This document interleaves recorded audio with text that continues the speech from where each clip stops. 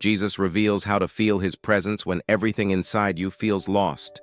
Have you ever felt like you were sinking inside yourself, as if the soul screamed in silence, but no one listened? There are moments when everything inside us seems dark, empty, lost. The mind races, the chest tightens, and even breathing becomes an effort. No one notices, but inside, you are imploding. Maybe you're there right now, silent, smiling on the outside, but fighting to keep from falling apart on the inside. And in the midst of this internal chaos, a question begins to echo. Where is God when everything inside me screams for help? Why can't I feel your presence when I need it most? This is the reality of thousands of people, and perhaps it is yours. It is as if the entire world is moving away, and even God seems far away. But what if I told you that there is a deep secret, a truth hidden in the scriptures that reveals exactly how to feel the presence of Jesus, even when everything in you feels lost? A spiritual key that most people have never seen. But today, you will discover. It's no coincidence that you're here. It is no coincidence that this video came to you. Jesus reveals something to you today that can completely transform the way you deal with this internal emptiness. Because yes, there is a path, even when everything seems directionless. There is a divine touch waiting to reach the very place where your pain was born. And the truth is that behind God's silence, there is a presence so intense that only those who have ever felt broken can truly experience it. This video is more than words. It's an invitation to a sacred reunion, a journey where every pain will be validated, every tear understood, and every lost piece of your heart will be touched by the love of Jesus. It doesn't matter how distant or disconnected you feel, because Jesus reveals to you today how to overcome this darkness and feel the warmth of his presence again. Prepare your heart. Take a deep breath. Close your eyes for a moment if you have to, because something profound is going to happen here. And maybe, just maybe, you're about to discover that the place of your greatest pain could be the exact spot where Jesus decided to meet you. If you feel like this message has started to touch something deep within you, take a deep breath. Yes, now, breathe and open your heart, because this isn't just a video, it's a sacred moment. An encounter between your tired soul and the living presence of Jesus. You are not here by chance. Jesus reveals something to you today that is not for everyone, but is for you. Maybe you've been waiting a long time for an answer, for a sign, for relief. And now, he's here, silently, but present, touching the most hidden parts of your heart. And before we go deeper, I want to ask you something that goes beyond a simple gesture. If this message is touching your heart, say in the comments, "I trust in Jesus," because your comment could be the encouragement someone needs today. Maybe someone will read your words and find the strength to continue. Like this video, not for me, but because it leads to more lives being reached with this word of hope. Hit the like button so others can also be blessed. And if you're not already part of this community, sign up. Here, each video is a step closer to the presence of God. Here, you are not alone. You are part of something bigger, a people who cry out, who feel pain, but who find comfort in the voice of Jesus that reveals them. And stay with me until the end, because Jesus revealed something very important about this situation, and you need to hear it before you leave this video. What comes now could change everything. Imagine being in a place so dark, so silent, that even the sound of your own breathing seems too heavy to bear. Imagine an exhausted heart, which no longer finds the strength to continue, and a mind so overloaded that even prayers seem to be lost in the void. It was exactly in this place that Elijah found himself, a prophet who had faced kings, confronted multitudes, performed miracles, but now he was alone, hiding in a cave, with my heart crushed by exhaustion, fear, the feeling of total abandonment. The Bible tells us that Elijah asked God to die.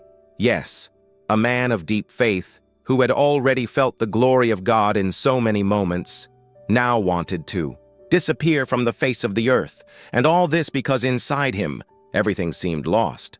The noise of the world no longer made sense. The mission no longer seemed bearable. The heart was sunk in silence. And maybe you know exactly that feeling. You who are there perhaps have already experienced this same silent scream. When you've done everything right, prayed, served, believed, but inside, something broke. Maybe you are not inside a cave of rocks like Elijah, but you are trapped in an emotional cave that no one sees. And the hardest thing about all of this is that, even in the midst of so much pain, people still expect you to smile, to be strong, to continue.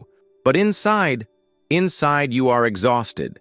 In 1 Kings 19:12, something surprising happens. Elijah does not see God in the strong wind, not even in the earthquake, not even in the fire.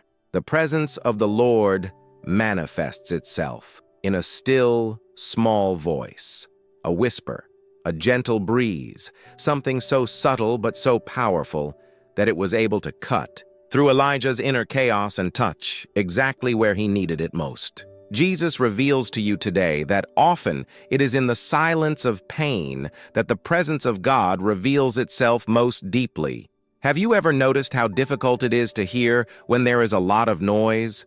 This is why sometimes he allows silence, because it is in this space, in this void that no one understands, that Jesus decides to speak, but not as the world says, not with screams, not with thunder, but with love, calmly, intimately. There are times when all your soul needs is a whisper from God, and that is exactly what Elijah received, and that's what you can receive today. Maybe your pain is different. Maybe they are not the same enemies, the same fears, but the feeling of exhaustion, of no longer being able to continue, is real. And what the Holy Spirit wants you to understand now is that your emptiness is not the end. Your emptiness is space, a space that God wants to fill with His presence. Have you ever felt like no one really understands you? That you explain, but no one listens with their heart? Elijah too. He said, "Sir, I'm the only one left, and now they want to kill me." But the truth was different. God still had 7,000 saved. God still had plans. God was still there. Jesus reveals to you today that what you interpret as abandonment may just be the interval before the new direction. It's not absence. It's preparation. It's not punishment. It's transition. And in the midst of this transition, Jesus approaches with delicacy, with tenderness, with a peace that does not scream, but transforms. Take a deep breath. Allow yourself to feel this message, because maybe you are waiting for a grand sign, something that shakes the structures. But what if what you really need is a still voice, a gentle touch from God in the midst of your chaos? What if what you were taught about strength is incomplete? What if true strength is allowing yourself to be fragile before Jesus and letting Him fill what is missing in you? Elijah discovered that the presence of God does not always come with a spectacle. Sometimes it comes as rest, as a consolation, like relief. If this word touched some forgotten part of your heart, comment now, "Jesus is my peace." Yes, write in the comments, because your silent testimony can be the breath of hope that someone needs to continue. And if this message spoke to you, hit the like button. This helps more people who, like you, need that soft voice in the midst of the storm. Maybe they've never heard this kind of truth before. Maybe you are right now inside an emotional cave, waiting for that same whisper. But that's not all. There is something even deeper being revealed now.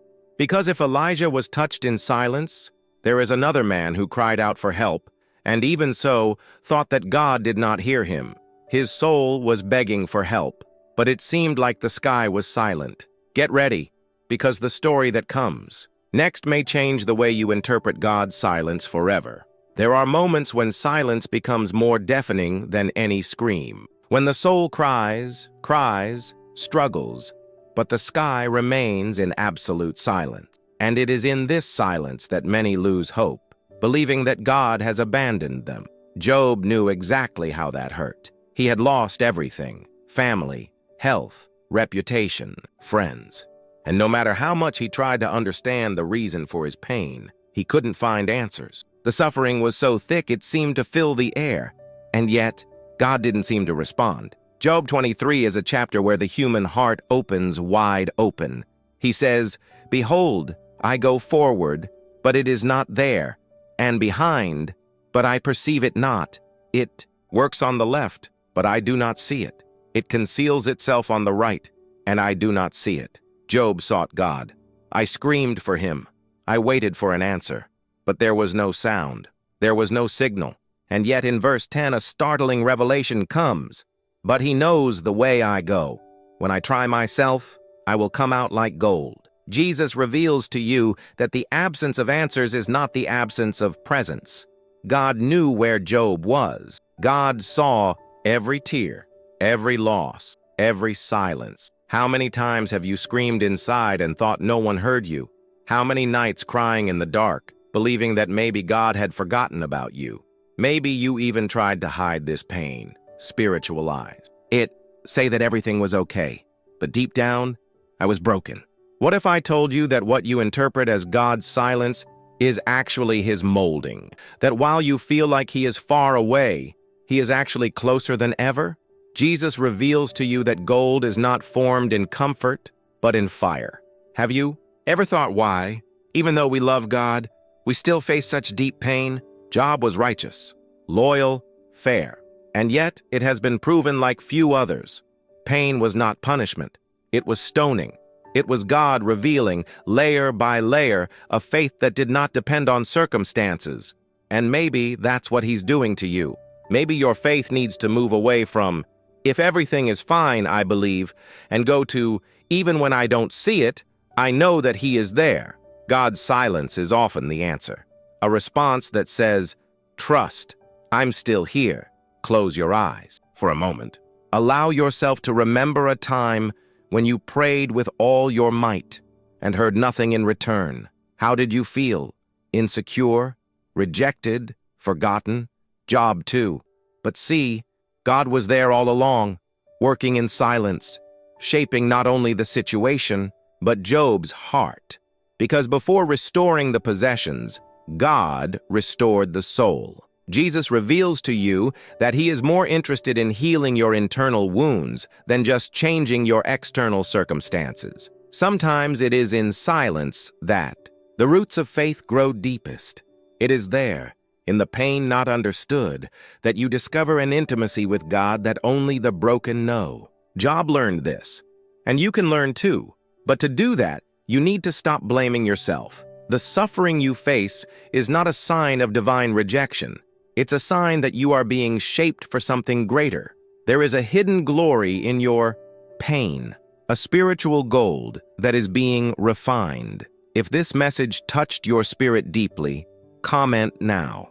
Even in silence, I trust. Write with faith. Write like someone who decides to believe, even when they don't feel it. Because maybe someone else is feeling exactly like you, and your statement is the hope they need. And remember, God's silence is not the end. It's the break before a new song. And this song will be sung with your victory. You are not forgotten. You are being shaped. And you know what's even more impressive? When we think that God is silent, sometimes he is preparing an even deeper encounter, because there is a type of fear that comes after silence. Fear of the future, the one that paralyzes, that suffocates, that makes us doubt even the promises we once believed. And if you've ever felt this, what's about to be revealed will change the way you see tomorrow. There is a type of fear that you don't see. He doesn't scream, he doesn't show his teeth, but he freezes. Silence the dream, freeze the steps. It's the fear of tomorrow, the fear of what might happen, the fear of not being able to handle it, to fail, of being alone. This fear that sets in without asking for permission, that takes over the heart and is dressed in anxiety, in sleepless nights, in deep sighs trying to contain the tears that no one can see. And maybe you are experiencing exactly that. Perhaps today you are carrying this fear within yourself, that feeling that something bad could happen at any moment. The racing mind, the tight chest, the deafening silence of doubt. Will I make it? Will I have the strength? Is someone with me?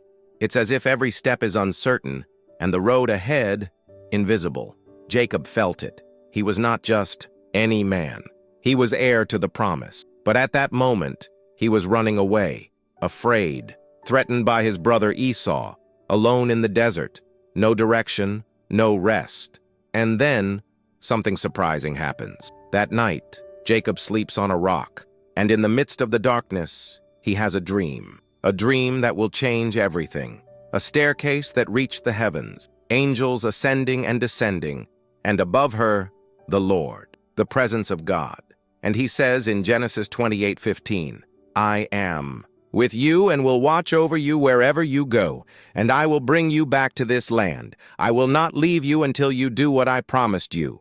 Jesus reveals to you that even when you think you are running away, you are actually being found. God did not wait for Jacob to be ready. He did not wait for Jacob to have faith. He found it in the midst of fear, in the middle of the escape, in the middle of the desert.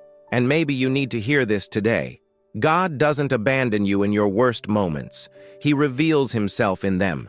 Because it is there, in vulnerability, that your soul is most open to recognizing that it cannot do it alone. Jacob thought he was alone, but he was accompanied. He thought he had no future, but God was already building the way. And you?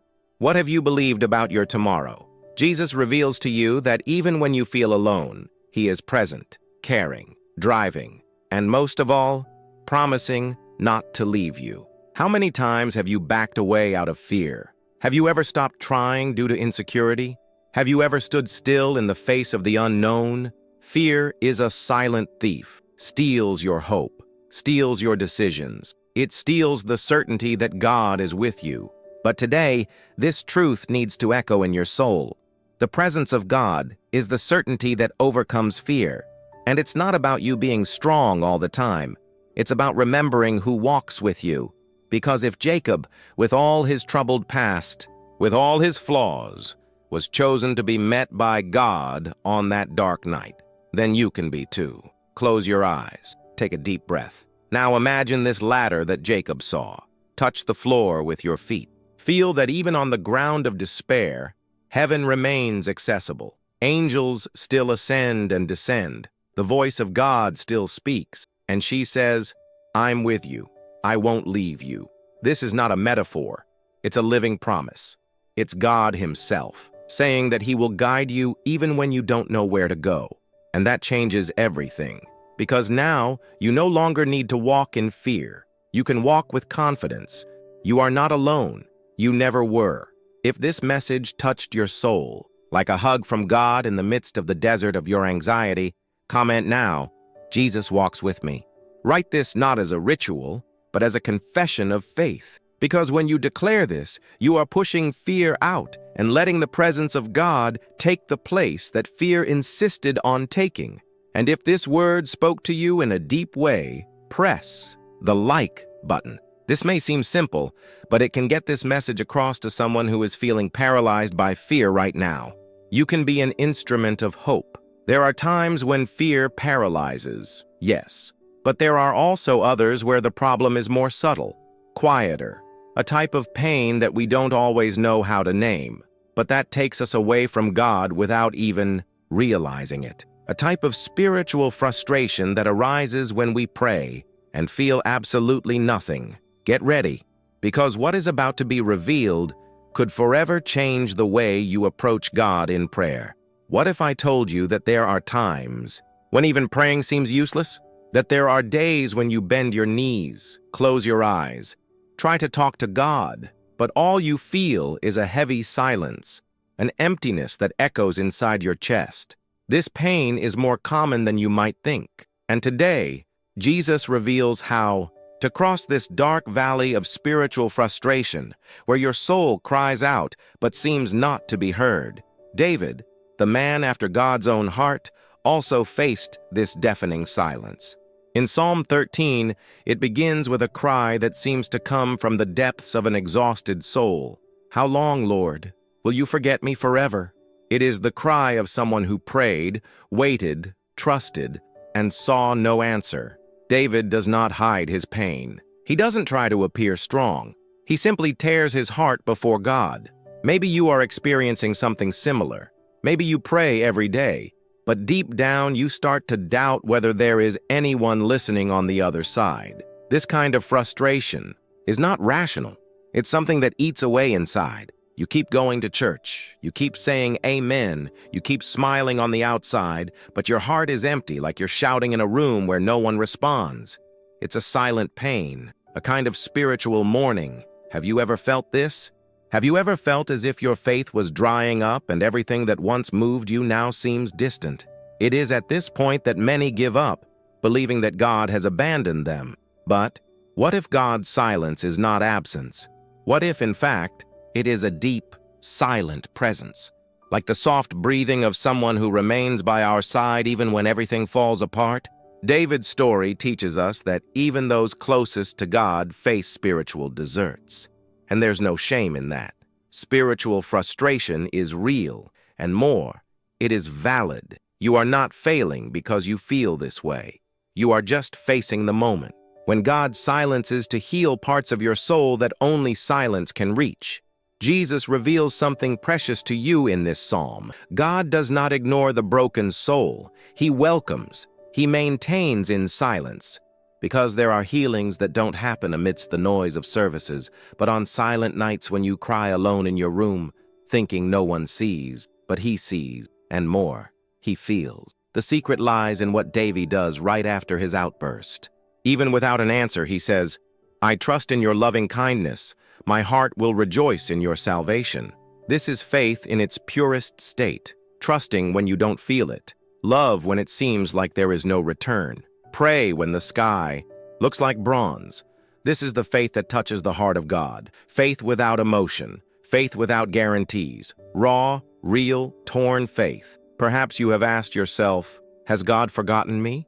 But what if I told you that precisely this moment of spiritual frustration is a divine opportunity for an even deeper connection?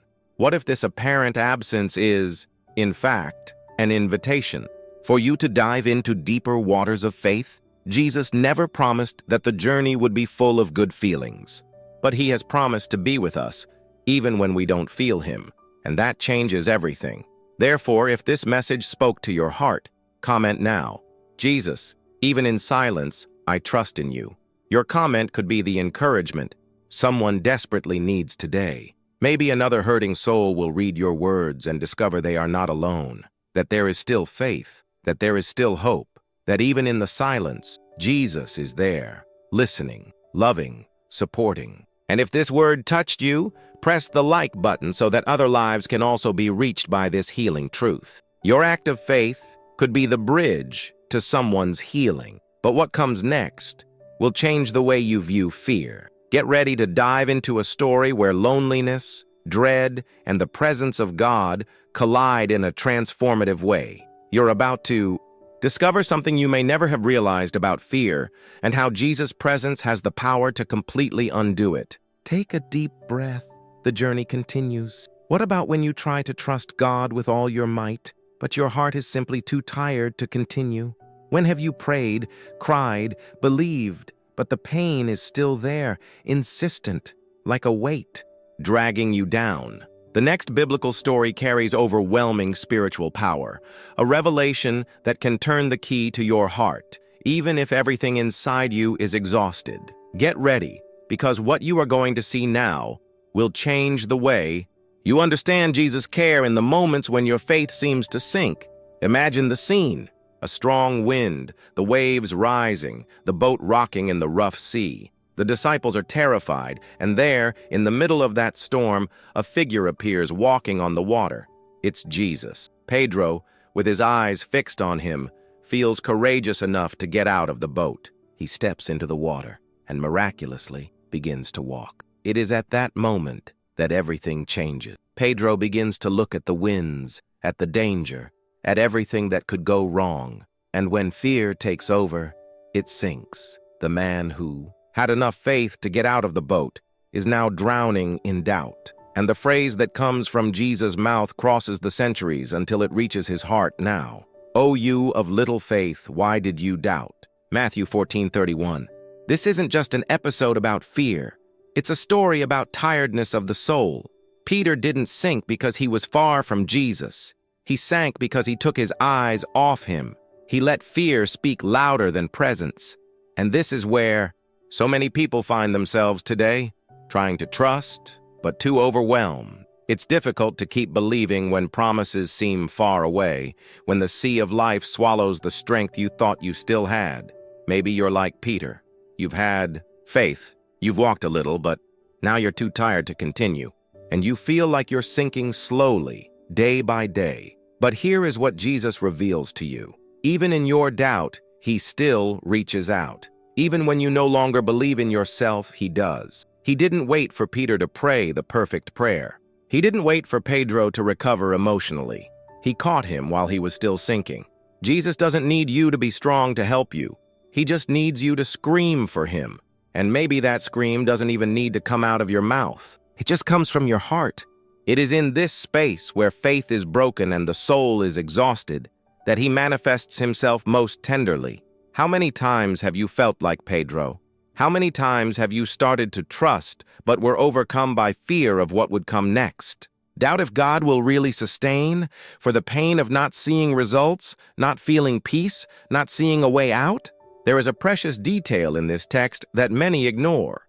Jesus not only saved Peter, he also walked with him back to the boat. This means that even after the fall, there is still fellowship. There is still a fresh start. There is still a path beside him. You don't have to be unshakable to be loved by God. You don't need to have perfect faith to be sustained. In fact, it is precisely when you are broken that his love is most real. Jesus did not give up on Peter that day, and he won't give up on you. If your faith is small, if your tiredness is great, if your fear seems greater than the promise, remember, he is still reaching out. Maybe today all you can say is, Jesus, help me. And you know what? This is more than enough. Heaven does not respond to eloquence. Responds to brokenness. Jesus isn't waiting for you to be strong. He's waiting for you to stop fighting alone. Because when you confess your weakness, he manifests his strength. If this word touched your heart, comment now. Jesus, stretch out your hand to me. Your comment could be the encouragement someone desperately needs today.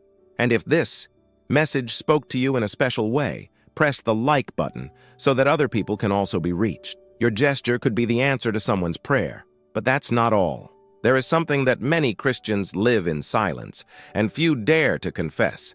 The feeling of frustration when we pray and feel nothing. When we search with intensity, but the sky seems silent. Get ready. What is about to be revealed will confront everything you have been taught about God's silence. It is curious how, even though she was so close to Jesus, Martha felt so far from peace. That house in Bethany was filled with the divine presence. But while Mary sat at the Master's feet, absorbing every word like someone listening to a melody that soothes the heart, Martha ran. She fixed it. Serbia. Cleaned. He worried about everything. Her heart was like a stormy sea, even before the source of calm. This is where many of us find ourselves, surrounded by tasks, plans, demands, and external voices, while inside us, the soul screams for rest. The scenario was simple, but the chaos inside Martha was profound. She wasn't just busy, she was tired, worried about everything. And yet, with that tenderness that only Jesus has, he does not rebuke her harshly. He calls her by name, twice. Martha, Martha, like someone who wants her to stop. Let him listen. Let it come back to you, that you understand that even when everything seems urgent, there is something more essential. Maria chose the best part, and it would not be taken from her. How many times, amid the rush of the day, have you felt like your mind was somewhere else? That, even with everything working around you, inside you, there was an emotional breakdown waiting to happen. Anxiety is sneaky. She hides in her tasks, in appointments, in an attempt to please everyone. And when we realize, we have already lost presence. We can no longer hear that still small voice that once calmed us. Jesus didn't just identify Martha's anxiety. He redirected her. He showed that peace is not at the end of tasks, but at the beginning of presence, that the heart only organizes itself when it surrenders first, and that the true priority is not in what we do for God, but in what we allow Him to do in us. Are you also like Marta, trying to control everything, solve everything, anticipate all the problems, and in the middle of it all, missing the essentials? Anxiety makes you believe that everything depends on you. But Jesus wants to remind you, come and sit at my feet. I am your peace. You don't need to solve everything now. You need to return to presence, because the peace you seek does not come after silence. It starts the moment you stop to listen. Jesus reveals to you that the secret of peace is in surrender, that there is no emotional victory without spiritual presence, that anxiety will not be overcome with more effort, but with more dedication, that perhaps the greatest act of faith today is not to pray more, but to slow down, take a deep breath, and let Jesus speak. Maybe you're so busy trying to prove yourself, trying not to fail, trying to keep everything under control, that you've forgotten the most important thing. You are loved, even when you stop, even when you don't do anything, even when you're just there, listening. Take a deep breath now. Close your eyes. Imagine Jesus calling you by name. Marta, Marta. Or maybe Lucas, Sarah, Amanda, João. He doesn't want your performance. He wants your presence. And if this word spoke to your heart, comment now. Jesus, teach me to choose your peace. Maybe your comment will be the inspiration another weary soul needs today. Your written testimony may resonate as comfort for someone already on the verge of breaking down. Don't keep that seed, but something even deeper is about to be revealed. And what happens next may touch wounds you didn't even know were still open. There is a pain that hides deeper than loneliness and fear, a pain that consumes from the inside out, that hurts even when everything is apparently calm. The guilt. Not that momentary guilt, but the one that sticks to your skin like shame. The one that whispers in the dark of the night that you are not worthy, that God cannot hear you, that the past condemns you. And when this guilt takes over, even the presence of God seems unattainable. You can even try to pray, sing, surrender, but there is something inside you that repeats. It's no use. I know what I did. Guilt creates a gulf between you and the presence of Jesus, or at least that's what it wants you to believe. But what you're about to discover will change the way you see everything. That morning, the temple courtyard was full of religious voices, men with stones in their hand, and in the center of them, a woman. We don't know her name, just the weight she carried. Adulteress. She had been caught in the act, exposed, humiliated, dragged to the feet of a mysterious rabbi who many began to call Messiah. His eyes didn't look up. His body trembled. She wasn't just afraid of death by stoning. She had already died inside. Shame had killed his dignity. That woman carried not only the weight of sin, but the certainty that she was unworthy of being where she was. And it is in this scenario of raw guilt, with eyes downcast and hearts full of judgment, that Jesus bends down and begins to write in the sand. Time stopped. Everyone was waiting for his word to lay the first stone. But his response was a shock that would echo forever. Let him who is without sin among you be the first to throw a stone at her. Silence. One by one, the accusers left, and Jesus, the only one without sin, the only one who could condemn, looks up and asks, "Woman, where are your accusers? Has no one condemned you?" And she, with her voice almost dead, replies, "No one, Lord." Then Jesus says, "Neither do I condemn you. Go and sin no more." John 8:11. In that instant, something was broken inside her. And maybe what was broken there was exactly what needs to be broken inside you now. Jesus does not ignore sin, but he refuses to let the past define you. While the world points the finger, he extends his hand. While guilt says, "You are not worthy," he says, "I came for you." This woman's tired heart, stained by her mistakes, found in the presence of Jesus not a court, but a refuge, a place where presence was not denied by the fall, but offered in spite of it. And maybe you need to hear this today with all your might. What you did does not nullify who God is. Your guilt does not cancel grace. The shame that haunts you has no greater power than the voice of Jesus saying, "Neither do I condemn you." How many times have you stopped approaching him because you think you don't deserve it? How many times have you avoided praying, worshiping, seeking? Because a voice inside you says, "How do you have courage?" Guilt is an invisible prison that keeps many people away from the presence they need most. But Jesus reveals to you, there is nothing you have done that is greater than what he did on the cross. And here is a truth that can set your soul free. When you refuse to forgive yourself, you are saying that your mistake is more powerful than the blood of Christ. But it's not. It never will be. You might think, but that woman was in front of Jesus. He looked into her eyes. I don't have that. And that's where many get lost, because they forget that Jesus is as close as the whisper of a repentant heart. He does not demand explanations. He does not impose humiliation. He just waits for you to look up even though you are trembling and say, "Lord," and that is enough for him to respond, "Neither do I condemn you," because his presence is not for the perfect. She is for the broken, for the dirty, for those who think they are past the point of return. Close your eyes now for a moment. Take a deep breath and imagine Jesus bowing down to your story, touching the earth around you, knocking down the fingers that accuse you, silencing the voices that remind you of what you did. Imagine him looking into your eyes that you avoided lifting out of shame, and saying, "You are still mine. I want you close. Let me restore you." That's what he does. He does not rewrite your past, but transforms what is left of it into testimony. And the most impactful, he does this without exposing you. He does this in love. If this message touched your heart deeply, if you feel that Jesus is talking to you now about this weight you carry, write in the comments, "Jesus, I accept your forgiveness."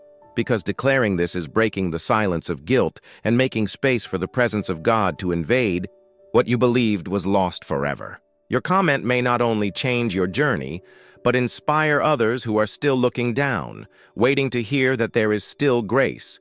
And if up until now you felt that this word was meant for you, breathe once more. Because what is about to be revealed in the next moment will touch an even deeper root. There is a pain that many do not share, but that takes millions of hearts away from the presence of Jesus every day. The feeling that God has forgotten them. And what comes next may be exactly the answer your heart has been silently searching for. But even when we manage to forgive the past and take small steps back into God's presence, there are still moments when the heart insists on asking, silently, with a pain that almost no one sees, "Has he forgotten me?" And it is precisely at this point, at this doubt that seems to echo within the soul, that many people give up. They give up praying, hoping, believing, because it's a kind of pain that doesn't scream. It whispers insistently in the corners of the mind. And this is where something profound needs to be revealed, because what you are about to discover will change the way you see everything. Imagine an entire people being torn from their land, their culture destroyed, their temple desecrated. The promises that sustained them seemed empty. It was as if God had turned his face away. Babylon was not just physical exile, it was emotional darkness. The people of Israel in captivity saw the days pass without any sign that anything would change. Where was that God who freed them from Egypt? Where was the one who made grand promises? The children grew up far from the promised land, and many no longer knew how to pronounce Hebrew correctly. Hope seemed like something that had remained in the desert, buried under the weight of defeats. But then, a word came. A word that didn't come like thunder, but like a whisper of tenderness in the midst of pain. Isaiah, the prophet, was the voice that cut through the rubble of the people's fragmented faith and declared, "Can a woman forget so much about the child she raises that she does not have pity on him, on the child of her womb? Even if she were to forget him, I, however, will not forget you." Isaiah 49:15. This wasn't just poetry, it was an intervention. It was God answering that question that so many carried in silence. And if today, deep down, you feel that you have been forgotten, if life's circumstances seem to scream that God has moved away, this word is for you, because the same God who spoke to exiled Israel speaks today to its wounded soul. There is a type of love that does not depend on your spiritual performance, your frequency of prayers, or the strength of your faith. There is a love that remains, that resists silence, that crosses the deserts of doubt. And this love has a name, Jesus. Perhaps you have asked yourself, does God see what I am facing? Maybe your days have become a sequence of frustrated attempts to remain firm, to continue believing. And every prayer you said, even those said in thought, seemed to fall into a closed sky. But let me tell you something that few have the courage to declare. It's not because you don't feel that He is absent. God is not an emotion, He is a presence that remains even when not noticed. Jesus reveals to you today, you have not been forgotten.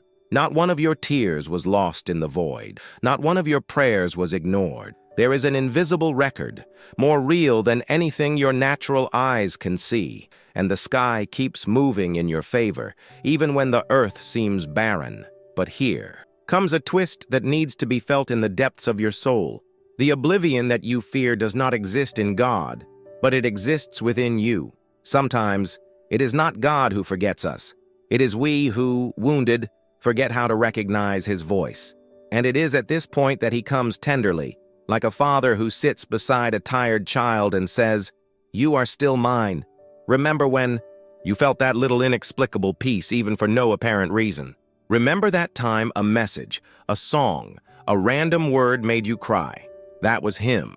That was heaven trying to remind you that you are still loved, that He is still writing your story. So, if today you feel that God has forgotten you, write in the comments, "I am still remembered by Him." This statement can not only awaken your faith, but also reach someone who is mired in the same doubts you once faced. Your comment could be the encouragement someone needs to keep going. And if this message touched your heart deeply, press the like button, not just as a gesture of support for the channel, but as an act of faith, a silent sign that you are choosing to believe again. There are moments when the crying has no sound, but still reaches heaven. There is a pain even more silent than anxiety or guilt. It is the one that hides behind a smile, the one that no one sees, but that screams inside the soul. And it is at this point that something profoundly transformative is about to be revealed. Because there is a story in the Bible that will make your heart stop for a second and recognize yourself in the mirror of someone who, even in silence, was heard by God. Hannah was in Shiloh. All around, the festival of sacrifice was noisy, full of sounds and celebrations, but inside her, a void as deep as an abyss. Year after year, she went up to the temple with her husband Elkanah, but nothing changed. Her womb remained sterile, and society cruel as only it knows how to be towards. Injured women called her cursed. Peninnah, her rival, provoked her, and no one, absolutely no one, seemed to notice the weight she carried in her chest. Even her husband, even with good intentions, could not reach the depth of her pain. "Am I not better to you than 10 children?" he said. But Anna didn't need a comparison.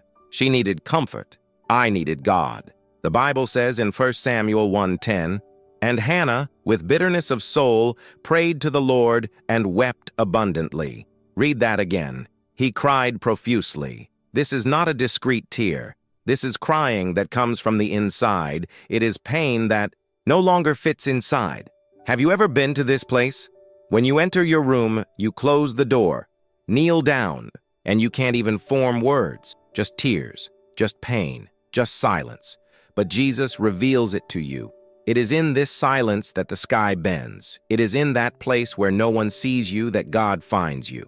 Anna prayed, but the most surprising thing is that, even though she poured out her soul, the priest Eli judged her as drunk. Another blow, another moment when the world didn't understand what she was going through inside. How many times has this happened to you? When you finally decided to open your heart and people just didn't understand, and they still judged you, and they still doubted. But there is something that changes everything. Anna didn't give up. She responded with grace, with firmness, with faith. She said, "No, my Lord, I am a woman of troubled spirit. I have drunk neither wine nor strong drink, but I have poured out my soul before the Lord." And it was in this raw surrender, in this torn prayer, that the miracle began. What few realize is that Hannah's miracle did not begin when she conceived Samuel, The miracle began at the exact moment she had the courage to expose her pain before God. When you pour out your soul before the Father, He not only hears, He moves. Jesus reveals to you that no tears are wasted. Heaven has memory, and the altar, where you cry in silence, will be the place of your promise. What if I told you that often what you were taught about hiding pain to appear strong is wrong? Because there is a powerful spiritual strength in allowing yourself to break before God, in letting Him see your naked soul stripped of defenses, masks, or religious speeches. Anna cried but didn't give up. She cried but searched. She cried but didn't run away. And that's why God honored every tear, and it will honor yours too. Eli looked at her again, and this time with different eyes. He did not see a weak woman, but a delivered woman. He released a prophetic word. Go in peace, and may the God of Israel grant you the petition you have made. And at that moment, Anna stood up, and the Bible says, his countenance was no longer sad. No, she wasn't pregnant yet. The miracle had not yet manifested itself physically, but something inside her had already changed. The presence of God touched his soul, and when the presence of God touches, even the most hidden sadness bows. When Jesus enters, the invisible weight falls to the ground. You who listen to me now, perhaps you are living exactly like Anna, surrounded by people but feeling invisible, carrying a weight that no one knows, crying without a voice.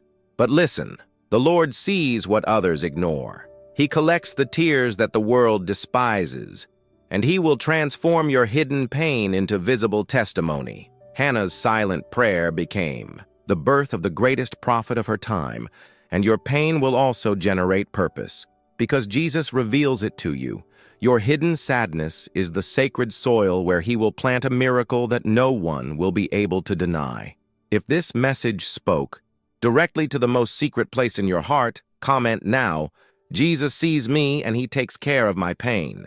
Your comment could be the breath of faith that someone on the other side needs to not give up. And if that word brought comfort to your spirit, tap the like button. This isn't just a digital reaction. It's an act of faith. It's a way of saying, I receive this truth in my spirit. Your like can be an instrument for this message to reach those who are about to collapse alone. Be a channel of comfort for someone today. But there is something even deeper, more disturbing. Because what if your silence is not an end, but a preparation? What if what seems like abandonment is actually the very moment when God is closer than ever? This is what is about to be revealed. And when silence is not just the sound of absence, but seems like the echo of abandonment. When the soul screams for direction and the sky remains silent, not because God is not listening, but because He is preparing the ground for something that the eyes cannot yet see. The next story reveals how, even in life's most arid deserts, Jesus meets us, not with noise, but with a call that changes everything. Moses walked among sand and solitude. The days repeated themselves with the same dust covering the feet and the same question throbbing in the chest. Why did everything go wrong? A man who had grown up among the palaces of Egypt now herded sheep in a foreign land. He who once saw himself as the liberator of his people now hid from his own past. There were no more crowds around, no promises on the horizon, just the sound of sheep's footsteps and the dry breeze sweeping the stones. The desert, for many, is the end of the story. But for God, the desert is a listening room where He whispers the deepest callings to those who feel most lost. It was in this scenario, where everything seemed forgotten, that something unexpected happened. A bush burned with fire, but was not consumed. The extraordinary touched the ordinary. The presence of God broke the monotony of emotional exile. And then the voice came, Moses, Moses. It wasn't thunder. It wasn't an earthquake. It was a personal calling, by name, with purpose. He who thought he had been discarded by God now discovered that he was being prepared by Him. And here comes the twist that perhaps you didn't expect. While you think God is silent, He is in fact calling you back to the mission that never stopped being yours. How many times have you felt like Moses, looking back with shame, looking forward with fear, and not seeing anything around that would give you any direction. The lack of purpose is not the absence of a path, it is the absence of a voice. And when Jesus is silent, it's often not because he has abandoned you, it's because he wants you to come closer. Moses only heard God speak after he turned to, "Look at the bush." The revelation came when he decided to look closely. Maybe this is the answer you were looking for. Silence is not absence. It is an invitation.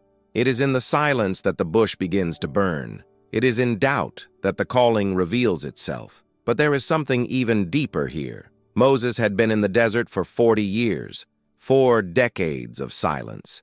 And yet, God did not forget him. He knew exactly where Moses was, and he knew the exact moment to call him. This means that even when you think no one else cares about what you are experiencing, Jesus knows, he sees, he listens, and he reveals. Jesus reveals to you that waiting, time is never wasted time. It's polishing time. Time to forge within yourself the authority that will support the weight of the promise. Have you ever stopped to think that the burning bush may be in front of you right now, but the noise of your frustrations has kept you from realizing it? Sometimes the greatest miracle is not God doing something new, but opening our eyes to what is already burning close to us. Moses was not in a temple. I wasn't at a revival meeting. He was alone in a barren place, and yet that was where God found him. This changes everything, because it reveals a truth that defies logic. You don't have to be in a perfect place to hear God's call. Just be available. Just turn around and look. And if you are here, listening to this message, perhaps this is your time to turn to the bush. Jesus reveals that silence is often preparation for the greatest calling of your life. The desert you are living in may seem like an end, but it is a beginning in disguise. The lack of response is not divine indifference. It is faith-building. What God did with Moses, he still does today. He calls those who are hidden. He lifts up those who have been disbelieved. He anoints those who are broken inside. And it's just when you feel like you can't take it anymore that the bush starts to burn. Can you feel it? Spirit is igniting something within you right now. It's not emotion. It's called. If this message is sparking something in your spirit, right here in the comments, I am hearing the call. Your confession could be an awakening for someone who needs to remember that there is still a purpose. What's more, share this video with someone who is feeling directionless. You can be the burning bush in someone's life today. Your gesture can rekindle a faith that was fading. Because when everything inside you is silent, Jesus still speaks. He still reveals it. He still calls by name. There is a story that shows that even in the deepest tiredness of the mind and spirit, Jesus has a different answer than the world offers. And what happens next could change the way you see everything. But sometimes, what exhausts you isn't the body, and it's the mind. Have you noticed this? You can be sitting without making any physical effort and still feel completely exhausted, because the tiredness that eats away from the inside is the one that is born from thoughts that don't stop, from the worries that accumulate, from the wounds that no one sees, but that bleed day after day in the silence of the heart. And it's this type of tiredness that we need to talk about now, the one that robs you of the air when all you wanted was to feel peace. But there is a promise hidden in a simple sentence spoken by Jesus, and that promise can completely change the way you deal with your pain. It's not just any invitation. It is the tenderest, most urgent, and most freeing call that has ever been made to a weary soul. Come to me, all you who labor and are heavy laden, and I will give you rest. These words are found in Matthew 11:28, and you may have heard this verse before. But what if I told you that today you will listen with your heart, and not just your ears? Jesus is not calling the strong. It is not calling those who have everything under control.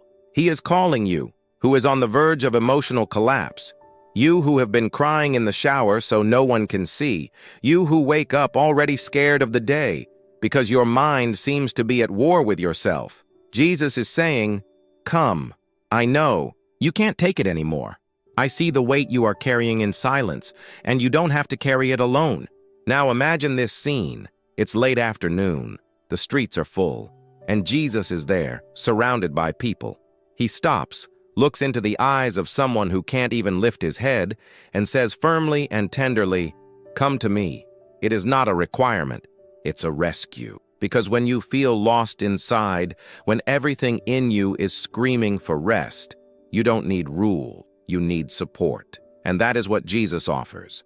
A rest that does not depend on external circumstances. A rest that invades the soul and calms even the most turbulent thoughts. But what does this mean in practice? It means you don't need to feign strength before God. You can come as you are, tired, confused, broken inside, because the rest He gives is not based on your spiritual performance. It is based on His presence. Maybe you've tried everything: self-help, books, motivational videos, even therapies that only scratch the surface of your pain. But what if true rest isn't in trying to control everything, but in surrendering everything? What if the rest you seek is on the other side of surrender? Sometimes resting in Jesus is not stopping fighting. It's about stopping fighting alone. It's saying, "I can't do it anymore, Lord. Take this. Take my heart, my confusion, my anxiety, my fears. Take everything." And at that exact moment, something supernatural happens. The peace that passes all understanding begins to fill the spaces where there was only tension before. You don't understand how, but you start breathing differently. Your mind slows down. Your heart no longer beats as if it were at war, because resting in Jesus is allowing Him to enter the darkest corners of your soul and turn on the light of His presence there. And do you know what the most surprising detail is? It's just that Jesus doesn't promise to eliminate all the problems in your life. He promises to walk with you in their midst. He does not take away the desert, but walks with you through it. And on this path, He carries what you can no longer bear. Your anxiety, your guilt, your exhaustion, all can be laid at His feet. And the most beautiful thing about it all, He never tires of welcoming you. He never tires of hearing the same prayer, the same laments, the same requests. Because while the world calls you weak, He calls you a son. If this word touched your heart, if you felt like God was speaking directly to you right now, comment, "Jesus is my rest." Your comment could be the sign that someone else is waiting to know they're not alone. And if you feel like you're on the verge of breaking down, take a deep breath now, close your eyes, and say in a low voice, "Jesus, I come to you." Because this is not just a sentence. This is the beginning of a new journey. A journey where the weight of the soul gives way to the lightness of grace, where the tired mind finds rest, where the presence of Jesus becomes the safest shelter in the universe. Jesus reveals to you that true rest is not the absence of struggle. It is divine presence in the midst of chaos. And when this presence invades, everything changes. Absolutely everything. There are times when you cry out for direction and only hear silence. But what hides in that silence could be exactly what will lead you to your true mission. But what about when the heart wants to believe, but the mind screams doubt? When the faith that was once so firm begins to waver under the weight of frustrations and the silence of unanswered prayers? There is something deeply human about this conflict, and this is exactly where the next story takes us. Not to condemn doubt, but to reveal how even in uncertainty, Jesus reaches out. The scene takes place after the resurrection. The disciples were gathered together, filled with astonishment and joy at the news that seemed impossible. Jesus was alive, but Thomas was not with them. And when they told him, he echoed the silent cry of thousands of hearts in crisis. "If I don't see it, if I don't touch it, I won't believe it." John 20:25 shows this moment of resistance that springs from pain, not arrogance. And this is what we often forget. Doubt is not just born from a lack of faith, but from an excess of wounds. Imagine Thomas's heart. He had seen the Master die, the blood, the nails, the sepulchral silence of a sealed tomb. The hope he had cherished for 3 years was crucified before his eyes. And now, suddenly, they expect him to believe again, as if nothing had been broken inside him, as if trusting were simple after so much trauma. How many of us have been in Thomas's shoes? We believed for years. We followed with passion. We prayed with fervor. But then came the grief, the illness, the abandonment. the disappointment. And little by little, the flame of faith began to waver. Not because we stopped loving God, but because something inside us broke, and trust was lost among the rubble of pain. And like Thomas, many of us don't have the courage to pretend that we still believe as we used to. Therefore, we remain silent. We move away, and we put conditions. If God does this, then I'll come back. If He shows me something, maybe I can believe again. But what Jesus does is what turns this story into one of the most powerful revelations about how He deals with doubters. John 20:27 says that 8 days later, Jesus appears among them again. But this time He comes because of Thomas. He does not reject him. Don't accuse him. It doesn't say, "You failed." He simply approaches and says, "Touch, see." Don't be an unbeliever, but a believer. The God of the universe made a point of responding with love to a wounded soul. He didn't ignore the pain hidden behind the doubt. He healed her. Jesus is not offended by your spiritual tiredness. He understands. He knows your nights awake, the muffled screams, the promises you thought would never be fulfilled. He saw when you began to pray more quietly, when He stopped singing, when He stopped talking about Him with the same passion. And yet, He continues to come to you, breaking through emotional walls, breaking through fear, just to show you that He is still here. Doubt does not have the power to erase God's love, but it can stop you from seeing that He is closer than ever. And sometimes, all you need is to do like Thomas, recognize weakness without shame, and touch again the marks that prove that love conquered death. When Thomas touched Jesus, he didn't just believe in the resurrection. He declared something that no one had yet said in those words, "My Lord and my God." Doubt turned to worship. The crisis became a revelation. Absence became presence. How? Many are watching right now and feel like Thomas? Not out of malice, but because the heart is tired of being disappointed. How many times have you wished that Jesus would give you a sign, an answer, something that would renew your faith? And maybe today, when you hear that word, something is awakening inside. A seed, one touch, a whisper that says, "I'm here, play again, believe once again." Jesus reveals to you that even cracked faith can be restored, that His presence is not for the strong, but for those who confess their weakness. He does not demand perfection. He responds with grace. And today, this grace is knocking on the door of your heart. If you are listening to this message and feel that your faith needs renewal, that your spirit wants it, but your mind still hesitates, no, Jesus has not forgotten you. Take a deep breath. Allow yourself to feel this presence that arrives slowly, but touches you deeply. Because perhaps what you need is not a theological explanation, but an encounter, a new encounter, like Thomas had, as you can too now. If this message spoke to you, if your faith has wavered but you still want to believe, write in the comments now, "Jesus, restore my faith." Your comment can be more than a public act. It can be the beginning of a reunion with the presence that never left you, even when you felt lost inside. And remember, sharing this video could be the touch someone around you has been waiting for. Because what you're about to discover could change the way you see everything. The journey of faith does not end in doubt. It begins the moment Jesus reveals to you that even chaos can become a testimony. And the next step will surprise you. What if the quietest battle someone faces is not the one that others see, but the one that takes place inside the heart, in silence, between the weight of shame and the desire for redemption? Zacchaeus was not just a tax collector. He was a symbol of contempt, of rejection, of what everyone avoided and no one wanted to be around. In a society that condemned him not only for his choices, but for who he was, Zacchaeus learned to hide, not just from the eyes, but from his own identity. His steps through the streets were followed by whispers, judgments disguised as cold words. And in the midst of it all, there was an emptiness that grew inside. An emptiness that was not just spiritual, but existential. The kind of hole in your soul that makes you believe you're past the point of deserving a second chance. The pain of indignity, the constant echo of the inner lie. You are not worthy of God's presence. Maybe this is exactly how you are feeling today.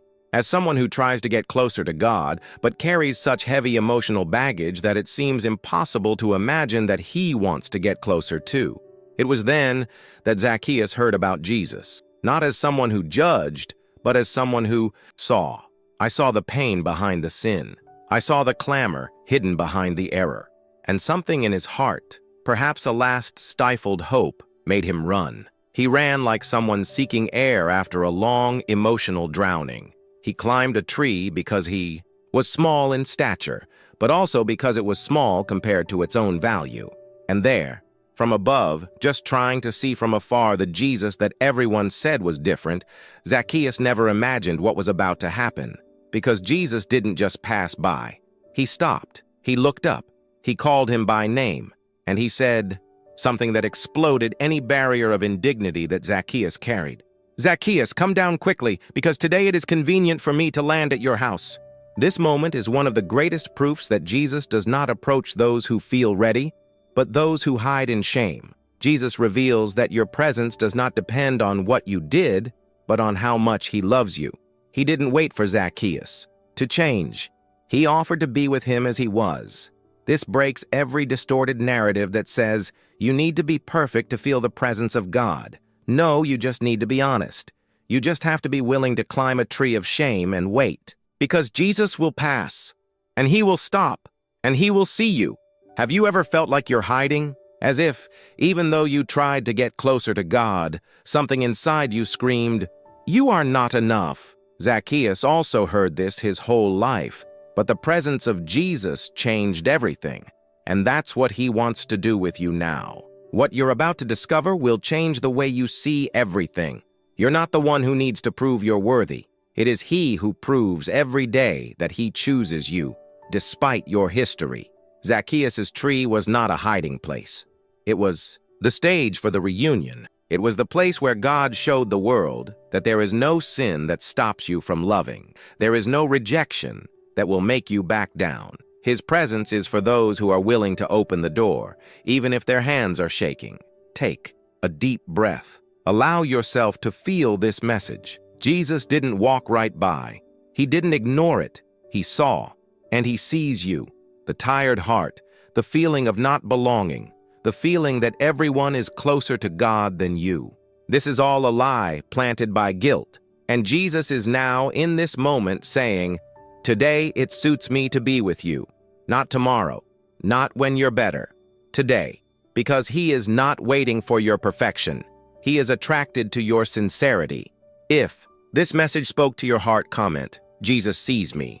Your comment could be the encouragement someone needs today to believe that they too are worthy of being seen by God. And if you know someone who is feeling this way, share this word. Become the branch of the tree so that another Zacchaeus can also see Jesus.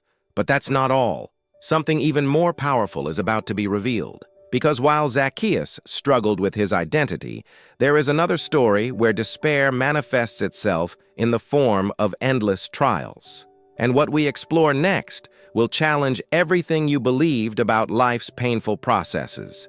Get ready, because what comes now is going to touch the most sensitive place in your faith. That place where you cry out for guidance, but only find proof. And God's answer may not be what you expect, but it is exactly what you need. What if what seems unfair now is exactly what is carving out your calling? It sounds confusing, I know, but sometimes the way God prepares someone to carry an eternal purpose is precisely through pain that makes no sense in the present. And that is the key that leads us to Joseph, a young man who dreamed big, but was thrown into a well, sold as a slave, unjustly accused, forgotten in prison.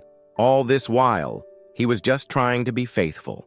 Imagine the emotional turmoil he faced, the silent moments when he prayed for direction, and instead of answers, what came was more evidence, more rejection, more closed doors. The scenery screamed abandonment, but the sky whispered, "I am with you." Genesis 50:20 is the turning point. You meant evil against me, but God meant it for good. Jose saw that, behind every pain, there was a divine purpose being sown in silence. Suffering was not punishment, It was stoning. Prison was not an end. It was a process. And this process led him to become the second most powerful man in Egypt, responsible for saving thousands of lives. How many times have you also prayed with your heart in pieces, asking for a clear answer from God, and all you received was more waiting, more silence, more trials? Have you ever wondered why, even though you are faithful, life seems to become more difficult? Maybe you are exactly at the stage of the process where Jose was, and that doesn't mean abandonment. It means preparation. God never loses control of the story, even when everything seems out of place. He sees the end while we are still in the midst of chaos. And Jesus reveals to you, it's not that he didn't hear you, it's that he is building something bigger than you can imagine, even while you cry on your knees. Because the tests you are facing are not to destroy you, they are to position you. What hurts today, tomorrow will be ministry. What today is tears, tomorrow will be testimony. The direction you ask for so much may already be delivered, but in a way that your logic does not understand. But there is a hidden secret in this story that few realize. Jose never stopped serving, even when life didn't make sense. He interpreted other people's dreams while his own seemed forgotten. He took care of other people's homes while his heart was full of longing. And this reveals a powerful truth. Those who serve in the midst of pain are being shaped to reign with compassion. Jesus is not absent in the silence. He is present in the process. The absence of answers does not mean the absence of direction. It means he is strengthening you for a purpose that goes beyond what your eyes can see. And when his time comes, because God's time always comes, what makes you cry today will be the basis of what will make others rise up through you. Your pain is not in vain. Your tests are not punishment. They are invisible seeds of a future that will glorify his name. If this word touched your heart, say in the comments, I trust in Jesus, even without understanding. Your testimony could be the bridge another soul needs to not give up today. Jesus reveals to you, he is still writing your story. Don't give up, but there is an even deeper truth that almost no one sees, and it hides in the next encounter between rejection and mercy. Get ready for something that will change the way you view your own worth, because what comes next will speak directly to that place inside you that has always believed you are unworthy of God's presence. Desperation has a sound, and it's not the scream, it's the silence. A silence that squeezes, that weighs, that scares. It's that emptiness that arrives without warning, occupying every corner of the soul, like an endless night. This is exactly how Paul and Silas found themselves in a dark, damp, and cold prison, with their feet trapped in stocks and their bodies marked by wounds. The city slept in peace, but inside that cell there were men who, even though they were injured, carried something that the world would never understand. The pain was there, real, throbbing, unfair. They were beaten not for doing evil, but for freeing someone. And now, inside, between windowless walls, they had every reason to complain, cry, or simply give up. But that's not what they did. When everything around was dark, Paul and Silas opened their lips and began to sing. Yes, sing, praise, in the midst of pain, prison, injustice. They didn't wait for freedom to come to praise. They praised until freedom found them. And as their voices echoed in the darkness, something invisible began to move, something that can only be understood when one lives a faith that transcends logic.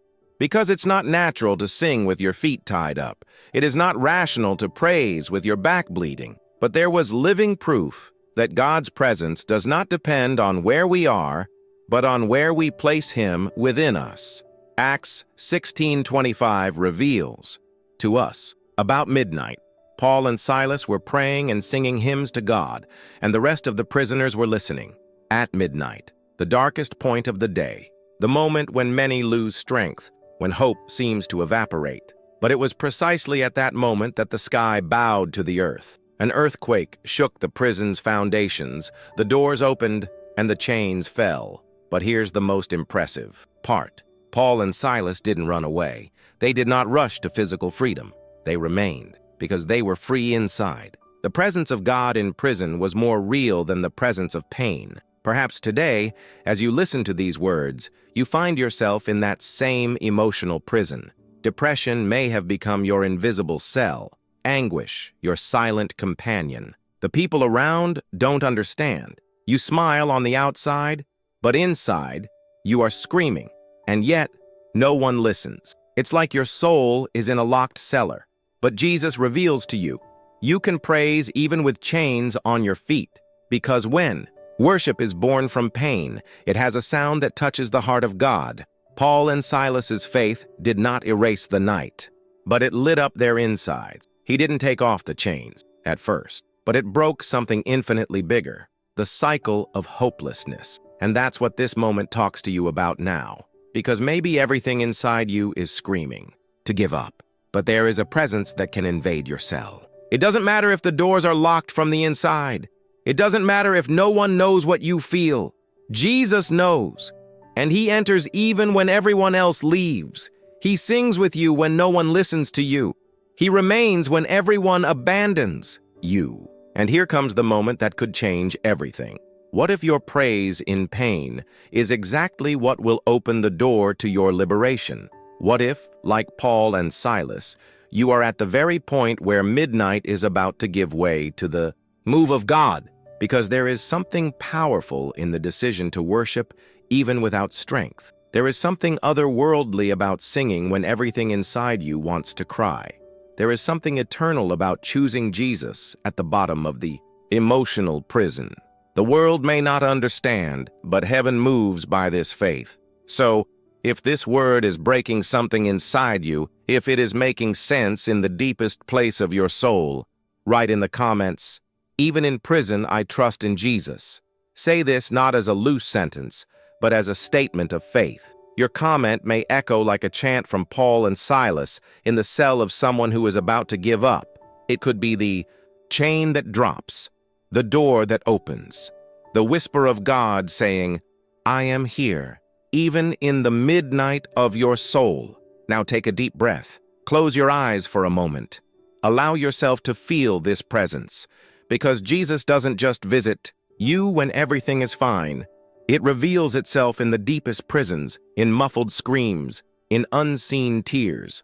And what comes next may change the way you see everything, because there is a type of suffering that is not just personal, it is purposeful. And that's exactly what we're going to talk about now. Brace yourself, because what you're about to hear will defy every human logic about pain and purpose. Sometimes what tears the soul the most isn't the scream, it's the silence. Not the silence on the outside, but the silence on the inside. When you want to pray but can't. When you try to cry out, but it feels like the words get stuck in your throat as if something is suffocating your every attempt to connect with heaven. There are times when even the desire to talk to God seems distant, as if the heart is so tired that it no longer finds the language to ask for help. And this is not a lack of faith. This is emotional exhaustion. It is the limit of the invisible that many face in silence. And if you have already experienced this, then you are about to discover one of the most transformative truths of the Word. When your soul no longer has the strength to even pronounce the name of Jesus, the Spirit of God intercedes for you with groans that human words cannot translate. This revelation not only comforts you, it restores your spiritual dignity. Because even when you feel spiritually bankrupt, God is still at work within you. The Bible takes us to Romans 8:26, where it is written, "The Spirit also assists us in our weakness. For we do not know how to pray as we ought, but the Spirit himself intercedes for us with groanings that cannot be uttered." Imagine this. While you cry in silence, thinking no one hears you, there is a celestial movement happening. The Holy Spirit himself translates your groans, your tears, your emptiness into perfect prayers before God. You are not alone. And more than that, you are not silent. Your spirit is in cry even when your mouth cannot utter anything. You know that pain that you can't explain even to those closest to you? That feeling that your soul is numb, without the energy to get up, without the courage to open the Bible, without the strength to bend your knees? Because it is precisely at this time that the sky moves for you most intensely. because God's love does not depend on your spiritual performance. He does not hear you more or less based on the eloquence of your prayer, but rather on the brokenness of your heart. And when that heart is broken, without strength, that is when the intercession of the Spirit manifests itself with more power. Now take a deep breath and allow yourself to feel that, because maybe all you needed to hear today was that this silence that hurts you is also being heard by God. This weight that you carry in your chest, this desire to disappear, this feeling that you can no longer pray, all of this does not make you distant from God. On the contrary, it is a sign that you still want Him, and His desire for you has never ceased. Maybe you think, but how can God hear me if I can't even pray? The answer is in His love. It's not your ability to speak that moves Him. It's your vulnerability. When your heart groans in pain, even without sound, the entire sky bows. Because for God, there are no weak prayers. There are surrendered hearts. There is sincerity. There is presence. And God's presence does not depend on your strength. It depends on His grace. And His grace reaches you even when you are on the floor, in silence, and with teary eyes. Don't underestimate the value of your silence. Don't think that prayer only happens when there are words. The sky hears groans. Heaven interprets tears. The sky responds with sighs, and heaven acts. Even when you don't have the strength to say, Amen, Jesus reveals it to you. You don't need to understand everything now. You just need to know that you are deeply loved, even when you feel spiritually exhausted, even when everything inside you seems lost, even when prayer seems impossible. And now, with your heart touched by this truth, I invite you to do something simple but powerful. If this message found you in a moment of spiritual fatigue, write in the comments, even without words, I know that God hears me. This simple act could be the encouragement someone needs today. It could be confirmation that she is not alone. It could be the echo of a faith that still pulses, even in silence. And if this message touched you deeply, click the like button as an act of faith, because this like could be a seed. It could be the means God uses to reach another broken soul like yours. It could be a sign that you choose to continue, even if you don't understand everything. And don't think it ends here, because what you're about to see now will further challenge your view of God's actions. Because when you look around and see no way out, there is a truth hidden between the lines of pain, a truth that will change the way you face the impossible. Get ready, because what comes next will make you see God creating a path where there was only despair. But what happens when you look everywhere and just don't see a way out? It's not that you lack faith, it's that despair closes all the doors within you. The light that once shone in your mind seems extinguished. The hope that sustained your prayers falls silent, and everything around you seems to crumble like sand swept away by a violent wave. There are moments when the heart can't bear to ask anymore, because each unheard plea turns into another brick in the wall of pain. And when the soul sees no path, what remains but silence? This is exactly where many find themselves right now, a dark, suffocating place where even breathing feels like a struggle. What if I told you that there was a man who, faced with total impossibility, learned to listen to God even in the middle of a sea that would not part? The story of Moses at the Red Sea is, in fact, the story of everyone who has reached the limit. Imagine the scene. Thousands of people scared, tired, with the marks of slavery still fresh on their bodies and in their memories, fleeing the greatest military power of that time. Moses led, but at every step his heart was squeezed by the weight of responsibility. On one side, a bloodthirsty army. On the other, an infinite sea. There was no time for plans. There was nowhere to run. Everything said it was the end. And even so, God whispers to Moses a word that echoes to this day in the soul of those who see no way out. The Lord will fight for you, and you will remain silent. It's as if heaven said, you don't need to move, just trust. But how can you trust when the enemy is just a few steps away? How can you stay calm when the water seems to be a symbol of drowning rather than deliverance? Maybe you are exactly there, between the fear that comes from behind and the impossibility that stretches ahead. And here comes something that no one has ever told you in this depth. Sometimes, the presence of God manifests itself most intensely when everything around you seems to say otherwise. Because the real miracle wasn't the sea parting. The real miracle was that the people stood still, in silence, trusting. When everything screamed despair, faith chose to listen. And then, the sea parted, not with noise or spectacle, but with the obedience of a man who decided to believe when there was nothing to see. And here's something that might change the way you deal with your pain. Maybe you don't need a visible way out right now. Maybe you just need to shut up inside, silence your anxiety, and trust that the sea will respond to God's voice, not your anguish. This moment could be your Red Sea, and this is not the end. This is just the scenario that God chose to show that He is still the same one who opened paths where there was no ground. But there is a key to this verse that many ignore: silence. Because despair screams, but faith is silent. Faith observes.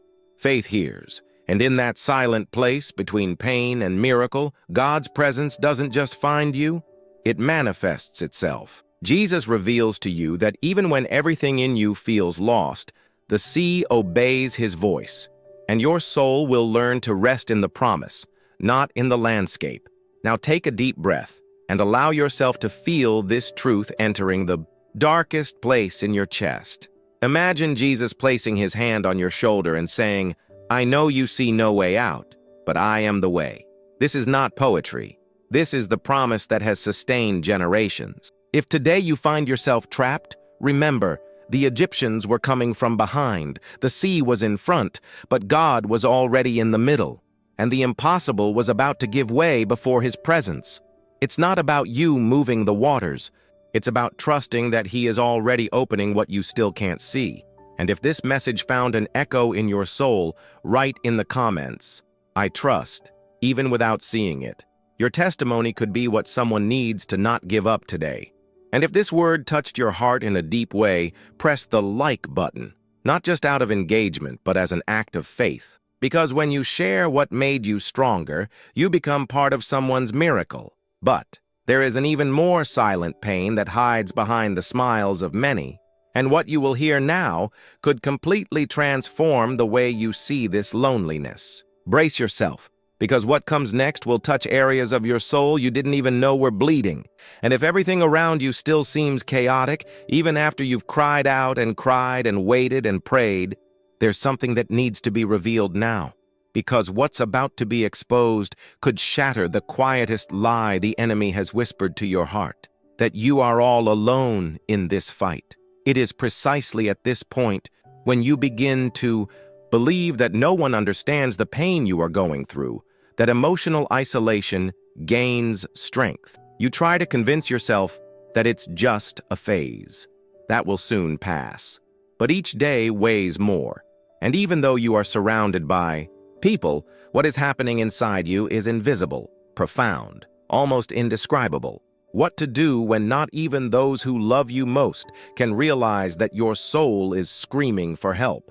Now imagine Elijah, that prophet who had faced kings, prophets of Baal, fire from heaven, a man of unshakable faith, until the moment when God's silence seemed greater than any answer. He hid in a cave, consumed by exhaustion and the overwhelming feeling of being alone. "Lord, only I am left. And now they want to take my life too."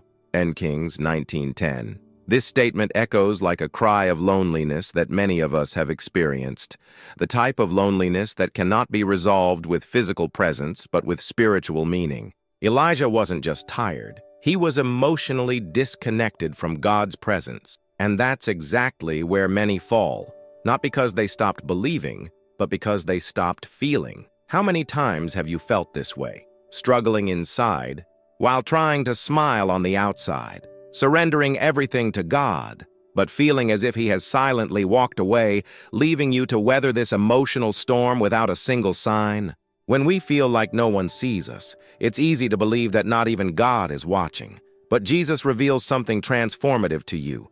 Even when you think you are alone, there is a remnant. You're not the only one struggling. You are not the only one who prays, cries, and does not understand. God spoke to Elijah, "I have reserved 7,000 in Israel, all those whose knees have not bowed to Baal." 1 Kings 19:18. In other words, you are not alone. There is an invisible army of people facing similar struggles, and God is watching over each of them. The wow moment of this narrative is this. Sometimes God allows silence to reveal invisible communion. You may be surrounded by people who are also waiting for an answer, and don't know that your pain is the thread that connects them. There is a spiritual force in identification. There is healing in recognizing that the pain you feel does not isolate you. It connects you. That's why the enemy tries to silence you, push you away, make you think you're weak because you're not well. Because he knows that when you open your mouth, when you share your struggle, someone who is also feeling alone will be set free. And here's something even more powerful. Elijah thought his mission was over. He asked to die. But what God did was the opposite. He fed Elijah, renewed his strength, and sent him back with a new purpose. This changes everything, because maybe what you are calling an end, God is calling a new beginning. Perhaps this pain is not a punishment, but a preparation.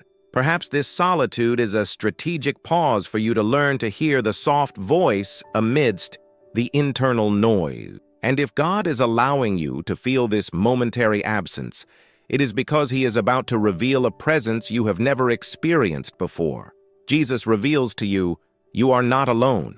There is a plan hidden in your pain. There is a calling being shaped in your silence. There is a renewal that has already begun, even if you don't realize it yet. And as much as everything in you screams to give up, there is a small, firm voice that whispers exactly what Elijah heard in that dark place. Get up, eat, because there is still a long way to go. If this message spoke to your heart, comment, "I thought I was alone, but now I know God is with me." Your comment could be the confirmation someone needs not to give up today. And if that word touched you deeply, press the button, "I liked," now. Because your like is a spiritual instrument. He can carry this message to someone who is silently crying right now. But that's not all. What is to come will open your eyes to an even more hidden pain. A pain that Jesus faced in silence, on a dark night of agony and surrender, when even the sky seemed to close in. Get ready, because what are you going to discover next? It will change the way you see suffering. And when the soul enters into a silent war that not even time can explain, when you look back and see no error, look around and find no comfort, and look up and everything seems so far away, there are pains that scream in silence. There are wounds that no one sees but that prevent you from sleeping, from trusting, from praying. And when the pain doesn't come from your mistake, but from a life that seems to punish you for no reason, the feeling of spiritual abandonment settles in like a shadow. Now imagine Jesus, the Son of God, the one who healed, loved, restored, kneeling in a dark garden in deep agony. The place was Gethsemane, and that was the loneliest time in human history. Luke 22:44 describes, "And when he was in agony, he prayed more earnestly, and his sweat became like drops of blood falling to the ground." Can you feel the weight of it? The Son of God, who carried the world, felt crushed by a pain that was not his. He knew he was about to suffer not just physically, but emotionally and spiritually. He would bear everyone's blame, including yours, including that guilt you feel, even when you know you've already asked for forgiveness, including that pain that no one understands, but that is there, slowly eroding your hope. It's at that moment that you understand. Even Jesus cried. Even Jesus agonized. And yet, he did not back down. Maybe you are in that place right now. Not a garden, but a dark room, where the walls seem closer every day, where silence screams louder than any noise outside, where you pray, but it seems that prayer returns as an empty echo. Have you ever felt this? Ever feel like you're the only one fighting for something no one else sees? Have you ever cried on the inside while smiling on the outside, just to not worry anyone? The pain of injustice is one of the hardest to bear, because it doesn't make sense. She doesn't have a logic that calms her down. It's an open wound that bleeds every time someone says, "It will pass. This is for your good." Or the classic, "Trust in God." But how can you trust when even praying hurts? How can you believe that God is close when you are broken without the strength to even ask for help? And here comes the deeper part. Jesus went through this too.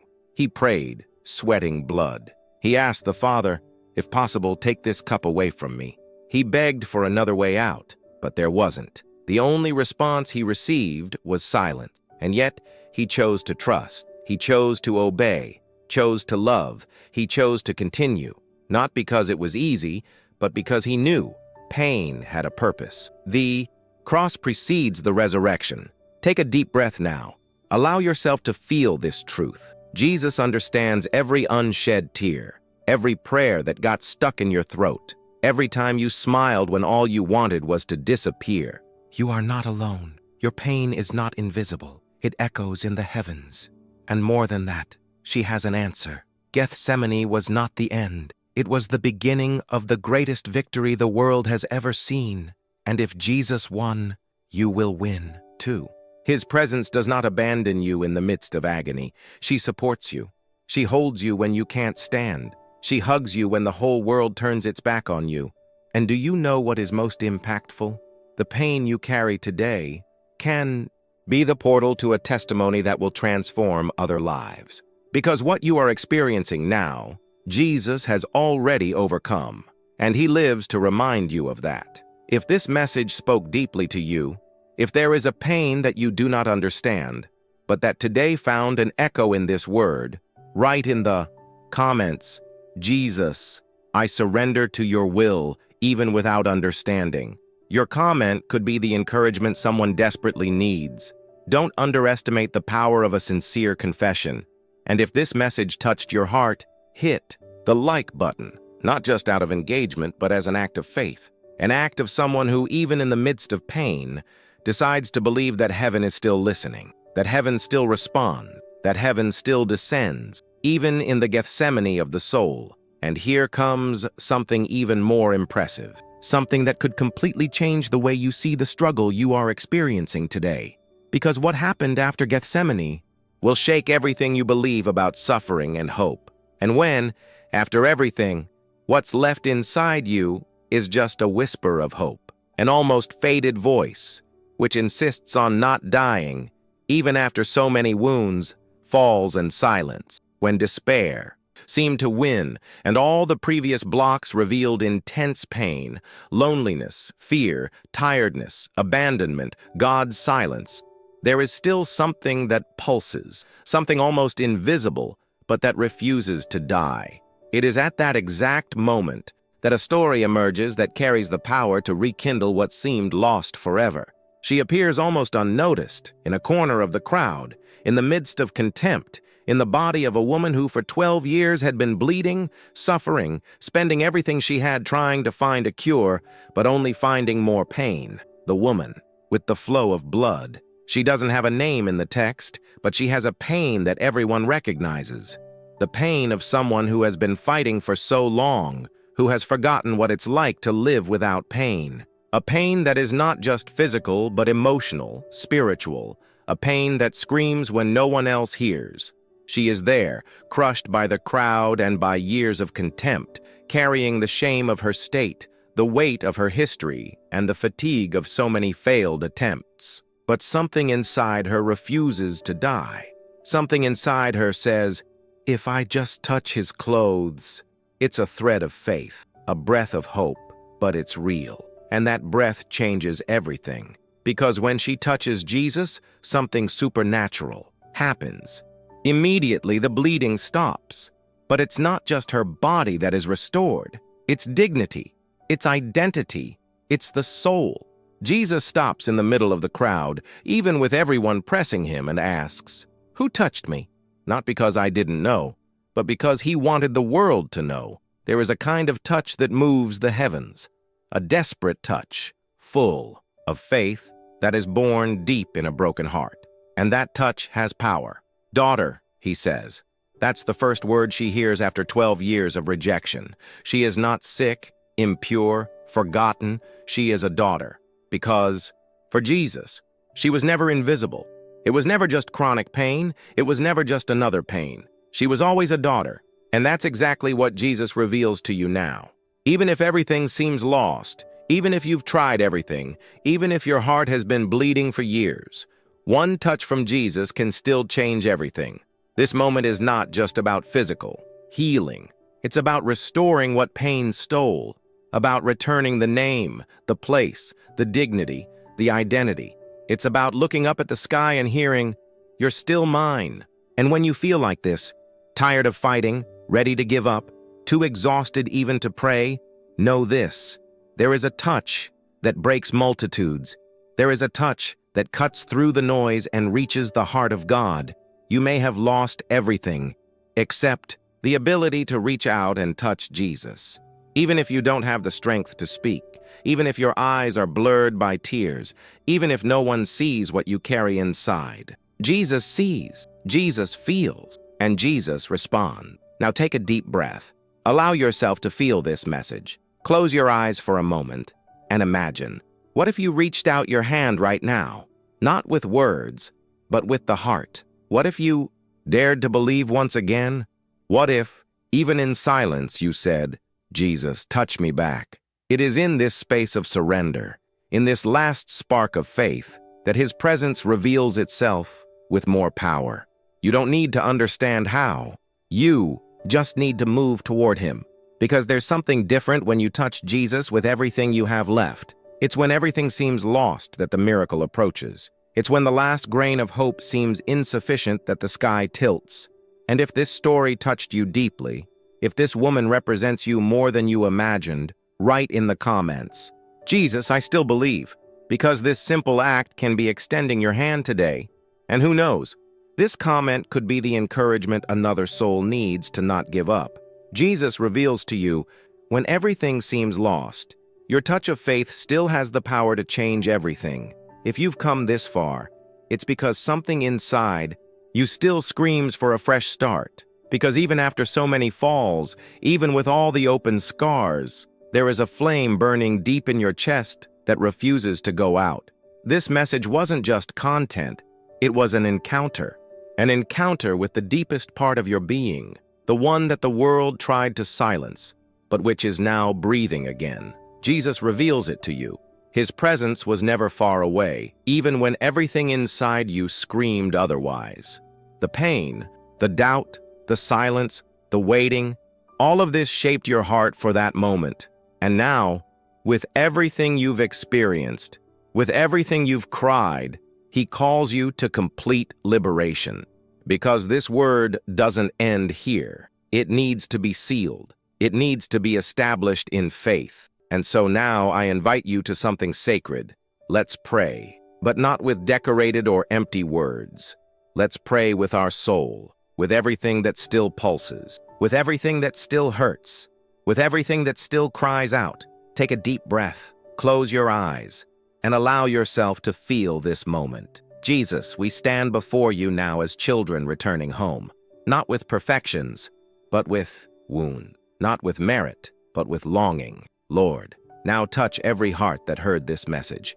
It goes beyond words, beyond logic, beyond what is visible. Heals, restores, frees. Break invisible chain. Take the weight off your tired soul and breathe new life into every oppressed mind. Lord, for those who no longer believed they could feel your presence, reveal yourself now. Make silence an altar. It makes pain fertile soil for starting over. It makes history marked by suffering a testimony of glory. Jesus, we ask you, seal this message with your presence. May what was planted here today flourish, transform, and never be forgotten. And for those who pray with tears, welcome, Lord, because you know every tear like no one else. Amen. If you felt something different in this prayer, it's because God is starting something new in you. And what will you discover in the video that is appearing on your screen right now? It will change your life even more. Don't leave without watching. What you need, the next step in your healing, your restoration, your response, is there. This continuation is part of what the Spirit has already begun in you today. If this message spoke deeply to you, write in the comments, "I made it to the end," not out of vanity, but as a living testimony that you didn't give up. Your comment could be the confirmation someone needs not to give themselves away. Share this word with someone who is silent, but screaming inside. Someone who needs to hear what you heard now. And subscribe to this channel, not as just any click, but as an act of faith. Because every time you sign up, you help this message reach more lives. And that is sowing healing. This is reaching out. And there is power in that. And they will know the truth, and the truth will set them free. John 8:32. May this truth continue to live in you, and may the next message be the continuation of the miracle that began today. See you in the next video. But go with an open heart, because what awaits you there could be exactly what you need for your complete liberation.